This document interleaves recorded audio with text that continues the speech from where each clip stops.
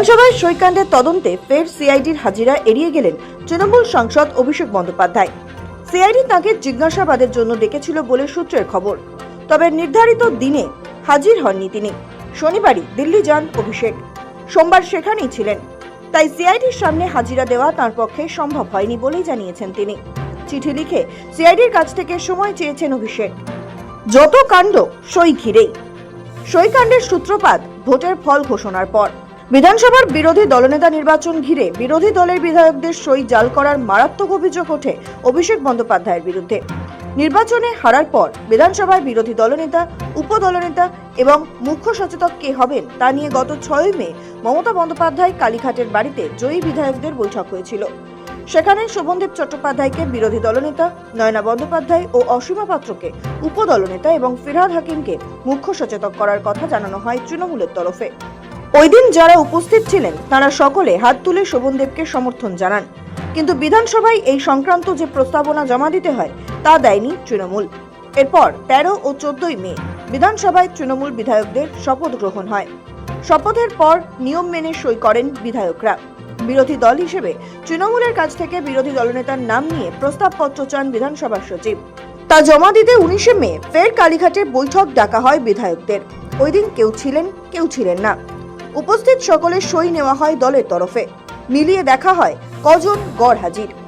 পরবর্তীতে দলের প্রস্তাবিত বিরোধী দলনেতার নামে সমর্থন জানিয়ে 70 জনের সই করা একটি কাগজ জমা দেওয়া হয় বিধানসভায়।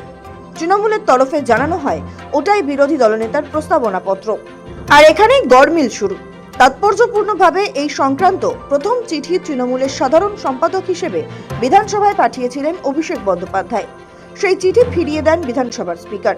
দুই জায়গায় তৃণমূল বিধায়কদের সই না মেলায় জালিয়াতি সন্দেহ হয় সচিবের।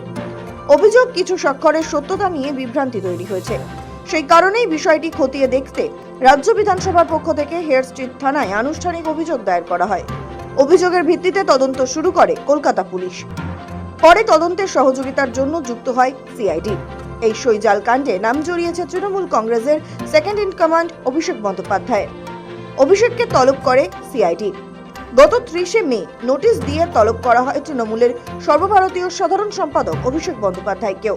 তবে সেদিনই সোনারপুরে মৃত দলীয় কর্মীর বাড়িতে যাওয়ার পথে ব্যাপকভাবে জনরোষের শিকার হন তিনি। এরপরই অসুস্থতার কথা জানিয়ে 1 জুন সিআইডির প্রথম হাজিরা এড়ান অভিষেক। ভবানী ভবনে হাজিরার জন্য 15 দিন সময় চান তিনি, কিন্তু তাকে 7 দিনের মধ্যে অর্থাৎ সোমবার হাজিরার নির্দেশ দেওয়া হয়। তবে সোমবারও হাজিরা এড়িয়ে গিয়েছেন অভিষেক। হাইকোর্টের দ্বারস্থ হয়েছিলেন অভিষেক। সইকাণ্ডে সিআইডি যাতে তাকে গ্রেফতার না করে সেই রক্ষা কবচ চেয়ে গত বুধবার কলকাতা হাইকোর্টে আবেদন জানান অভিষেক। দ্রুত শুনানির আবেদন জানিয়েছিলেন তিনি, কিন্তু বিচারপতি চৈতালি চট্টোপাধ্যায় দাস তার দ্রুত শুনানির আবেদন খারিজ করে দেন। আগামী 10 জুন এই মামলার শুনানি হবে। সোমবার অভিষেক সিআইডিকে দেওয়া চিঠিতে এই মামলার প্রসঙ্গও তোলেন। পাশাপাশি জানান দিল্লিতে থাকার কারণে তিনি হাজিরা দিতে পারেননি। হাজিরার জন্য সময় চান অভিষেক বন্দ্যোপাধ্যায়। শফিক সানালের রিপোর্ট, সময় কলকাতা।